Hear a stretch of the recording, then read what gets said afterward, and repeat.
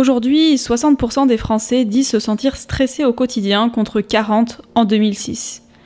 Plus les années passent, plus on assiste à une augmentation des personnes qui ressentent du stress régulièrement. Contrairement aux idées reçues, le stress n'est ni bon ni mauvais.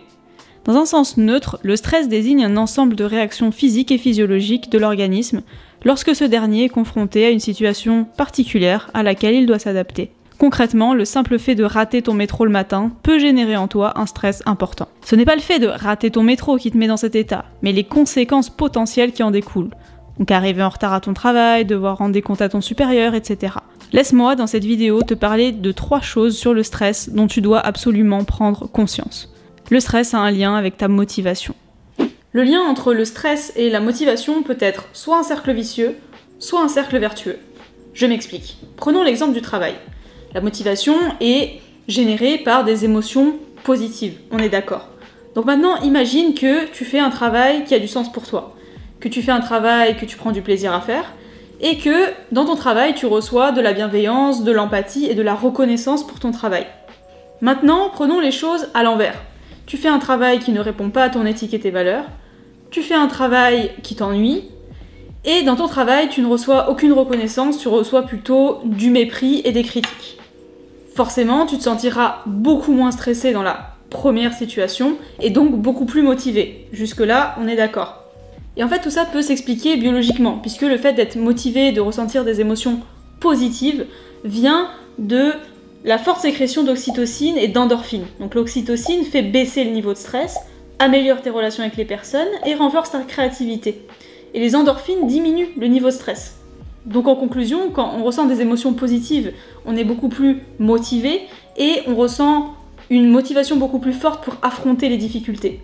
Alors évidemment, je dis pas qu'il ne doit pas avoir du tout de stress dans ton travail, puisque le stress peut être aussi un bon stress qui te donne l'adrénaline, qui te donne de l'énergie, qui te donne envie de réussir ou d'atteindre des objectifs.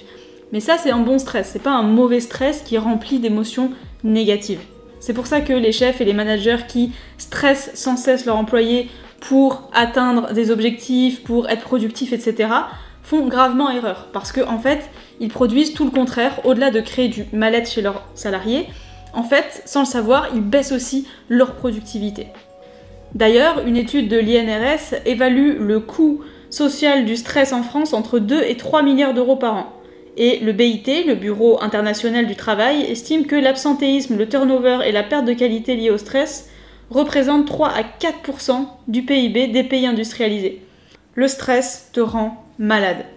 Le stress, comme chez les animaux, c'est en fait un instinct de survie pour fuir les dangers. Donc c'est très utile dans ces cas-là. Mais quand il devient chronique, là il devient dangereux. Parce que sur le long terme, ça va créer des effets négatifs sur ta santé. Donc les symptômes du stress chronique peuvent être différents chez les personnes et je suis sûre que tu en as déjà ressenti quelques-uns. Donc je les placerai en 3 catégories. Déjà il y a les symptômes physiques, donc la fatigue chronique, des problèmes de sommeil, une somatisation très forte de son stress. Donc ça c'est très courant, c'est des problèmes de ventre, de dos, des migraines, etc. Il y a ensuite des symptômes émotionnels, donc les crises d'angoisse à répétition, des grandes nervosités, de l'impatience, le perte de contrôle de ses émotions. Et puis il y a les symptômes cognitifs, donc des problèmes de mémoire, de concentration, des problèmes d'addiction, comme l'alcool, le tabac, etc. Et tous ces symptômes présentent évidemment des risques pour la santé. Et par exemple, les personnes qui souffrent de stress post-traumatique, donc des personnes qui développent des symptômes psychiatriques après un événement traumatisant, ont un niveau d'adrénaline et de stress qui est sans cesse activé. Et donc leur corps réagit comme s'ils étaient tout le temps en danger. Et donc c'est pour ça que sur le long terme, ça crée des maladies qui arrivent plus tôt que ce qu'elles devraient apparaître. Et hormis ça, il y a clairement un lien entre les maladies cardiovasculaires et le stress, donc comme les infarctus, l'hypertension, les accidents vasculaires cérébraux, etc. Ce qui est intéressant d'observer, c'est la différence de réaction face au stress entre les hommes et les femmes. Alors évidemment, je parle de manière générale, mais les hommes vont plus avoir tendance à tomber dans des addictions, telles que l'alcool, etc., même si les femmes s'en rapprochent de plus en plus, alors que les femmes présentent plus de symptômes de somatisation comme des migraines, des dépressions, de la fatigue chronique, etc. D'ailleurs, les troubles anxieux concernent plus les femmes que les hommes, puisqu'on compte 1,5 à 2 femmes atteintes pour un homme. Et d'ailleurs, c'est très intéressant parce qu'en fait, j'ai découvert que c'était que depuis 2000 que les scientifiques ont commencé à s'intéresser au stress chez les femmes. Parce que depuis longtemps, donc on étudie les phénomènes du stress, notamment sur le cerveau, mais en fait, pendant longtemps, on ne l'étudiait que sur les hommes et que sur des rats, par exemple, mais des rats mâles, en se disant que ça devait sûrement être la même chose chez les femelles, et en même temps, ils voulaient pas trop l'étudier sur les femelles parce qu'ils savent que les femelles ont des différences hormonales majeures par rapport aux hommes. Et donc depuis, il y a des études quand même qui ont été faites entre la différence de réaction des hommes et des femmes face au stress, et ils se sont rendus compte que, en effet, les réactions n'étaient pas les mêmes, et c'est notamment hormonal, puisque les hommes et les femmes ne fonctionnent pas de la même façon hormonalement.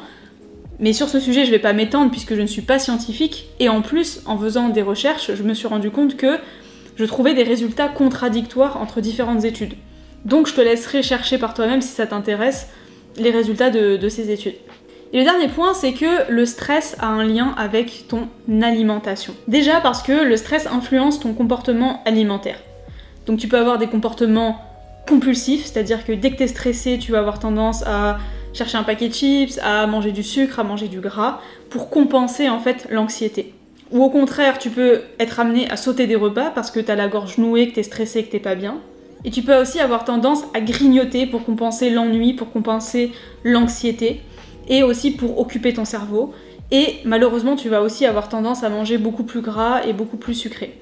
Ensuite, le stress fait prendre du poids. Pourquoi ? Parce que quand t'es stressé, ton corps va sécréter des quantités de cortisol, donc le cortisol c'est l'hormone du stress. Et en fait, le cortisol joue un rôle dans l'équilibre des sucres dans le sang et dans le métabolisme des graisses. Donc en résumé, cette hormone va faciliter le stockage des graisses dans ton corps et va te pousser à consommer des aliments plus caloriques. Alors il n'est pas toujours possible de supprimer toutes les sources de stress parce qu'on est des êtres humains et il y a aussi du bon stress. Par contre, c'est important d'arriver à déterminer les symptômes du stress et surtout les symptômes du stress chronique. Parce que ce stress chronique peut avoir des conséquences néfastes sur ta santé, ton mental, ta productivité et ta vie en général.